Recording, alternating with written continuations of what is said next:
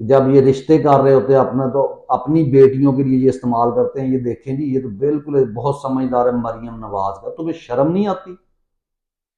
तुम जो है मरियम नवाज को समझदार कहते हो। इसके बाद पटवारी सोच आपको नजर आती जब ख्वाजा आसफ कहता है कि अगर आपको इमरान खान इतना पसंद है तो आप दुआ करें कि आपकी औलाद इमरान खान जैसी हो। वो बेगैरत इंसान। इमरान खान एक हीरो है इस कौम का, और हर पाकिस्तानी की ख्वाहिश है कि मेरा बच्चा जो है वो इमरान खान जैसा हो, जो हीरो भी हो, जिसका एक नाम हो, सेलिब्रिटी हो, और फिर वो दीन से भी दूर ना गया हो, वो अपने मुल्क से अपने कल्चर के साथ भी कनेक्टेड हो, जिसको दुनिया की चकाचौंध जो है वो अपने दीन से दूर ना कर सके, ये वो शख्स है। तो इसलिए पटवारियों को क्या नजर आता है? वो जी जानी है, वो यहूदी एजेंट है। यानी ये सोच पटवारी